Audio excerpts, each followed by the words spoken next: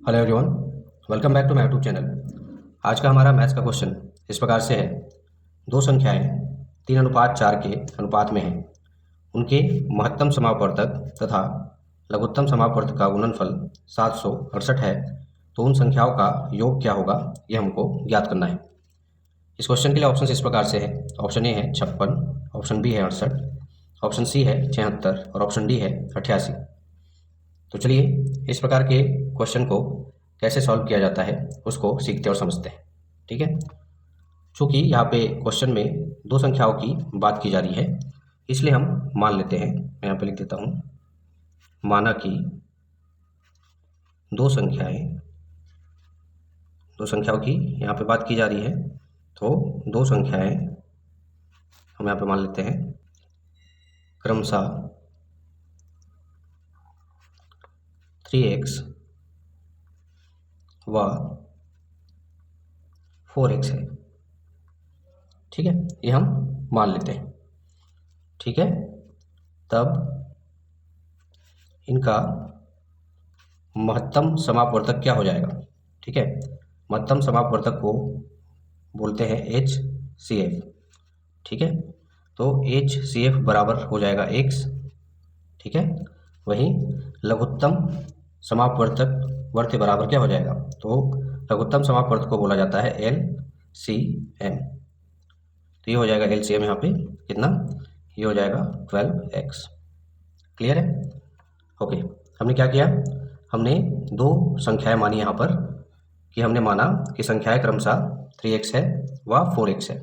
ठीक है, इनका जो महत्तम समापवर्तक है या HCF है वो कितना निकल कर आएगा, तो x निकल कर आएगा। वही इसका जो लघुत्तम समापवर्तक है या LCM है वह 12x निकल कर आएगा। ठीक है, आगे हम प्रश्न के अनुसार इसको सॉल्व करेंगे, क्योंकि प्रश्न में क्या कहा जा रहा है। आगे प्रश्न में कहा जा रहा है कि इनका तो इन दो संख्याओं का महत्तम समापवर्तक तथा लघुत्तम समापवर्तक का गुणनफल कितना है, 768 है। ठीक है, तो इसको हम प्रश्नानुसार लिखकर सॉल्व करेंगे। तो चलिए उसको लिख लेते हैं। यहाँ पर मैं लिख देता हूँ, तब प्रश्नानुसार। ठीक है, तो प्रश्नानुसार क्या बोला गया है, HCF इंटू LCM। ठीक है, इनका गुणनफल कितना है, तो इनका गुणनफल है 768। क्लियर है। अब HCF हमने निकाला था, क्या निकाला था HCF, तो HCF हमने निकाला था x गुने में LCM कितना निकाला था, तो हमने निकाला था 12x बराबर ही कितना है यहाँ पे, तो ये है 768। ठीक है, आगे जब इसको सॉल्व करेंगे x का गुना 12x के साथ में करेंगे तो ये हो जाएगा हमारा 12x का वर्ग बराबर में ये हो जाएगा 768। क्लियर है। अब क्या करेंगे, ये जो 12 है 12 है उसका पक्षांतर करेंगे इस साइड पर। ठीक है, राइट हैंड साइड पर। तो चलिए पक्षांतर कर देते हैं। तो पक्षांतर करने पर यह क्या हो जाएगा, ये हो जाएगा x का वर्ग लेफ्ट हैंड साइड पे। ठीक है, इधर है 768। 12 का जब राइट हैंड साइड पे पक्षांतर होगा तो ये बटे में आ जाएगा। ठीक है, तो ये 12 यहाँ पे आ गया। आगे जब इसको सॉल्व करेंगे, ठीक है, 12 से जब 768 को भाग देंगे तो जाएगा 12 एकम 12। ठीक है, उसके बाद 12 छः 72 बचेगा 4। ठीक है, और ये बगल में 8, तो 12 चौक 48। तो इस तरीके से ये जो है कितने बार में कट जाएगा, ये 68 बार में, सॉरी 64 बार में ये 768 जो है वो 12 से भाग चला जाएगा। ठीक है, तो हमारे पास जो x की वैल्यू आ रही है, x वर्ग की वैल्यू आ रही है, वो कितनी आ रही है, तो ये आ रहा है 64। ठीक है, अब क्या करेंगे, इधर देखिए यहाँ पे x वर्ग में। ठीक है, तो इस वर्ग का पक्षांतर हम करेंगे इस साइड पे, राइट हैंड साइड पे। तो पक्षांतर करने पर क्या हो जाएगा, x बराबर में हो जाएगा हमारा वर्गमूल 64। क्लियर इतना। अब आगे हम क्या करेंगे, x बराबर वर्गमूल 64। ठीक है, इसको जब आगे सॉल्व करेंगे तो x बराबर 64 का वर्गमूल क्या आ जाएगा, 8 आ जाएगा। ठीक है, इस तरीके से हमारे पास x की वैल्यू कितनी आ रही है, तो 8 आ रही है।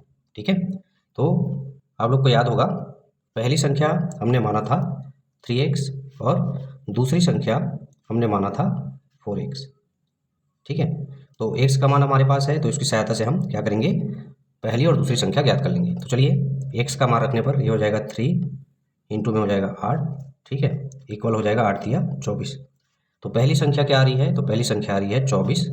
वैसे ही हम दूसरी संख्या भी ज्ञात कर लेते हैं। तो यहाँ पे 4, x का मान कितना है? तो 8 है। दोनों का जब गुना होगा तो दूसरी संख्या आ रही है 32, 8 चौक 32, ठीक है। हमारे पास पहली संख्या क्या आई? 24 और दूसरी संख्या 32। अब क्वेश्चन में पूछा क्या गया है? इन दोनों संख्याओं का योग पूछा गया है, ठीक है, यानी कि पहली संख्या और दूसरी संख्या का क्या पूछा गया है? योग पूछा गया है, ठीक है। तो चलिए इनका योग कर देते हैं।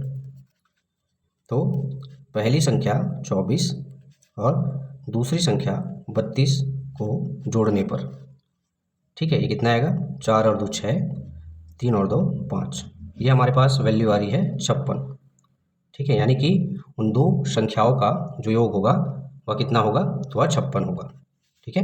यही हमारे इस क्वेश्चन का आंसर है, ठीक है। अब चलिए बारी आती है ऑप्शंस की। ऑप्शंस की तरफ चलते हैं और देखते हैं कि कौन से ऑप्शन में 56 दिया हुआ है।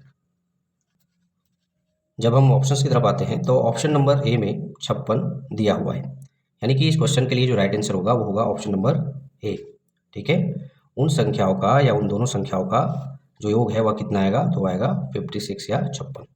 क्लियर है?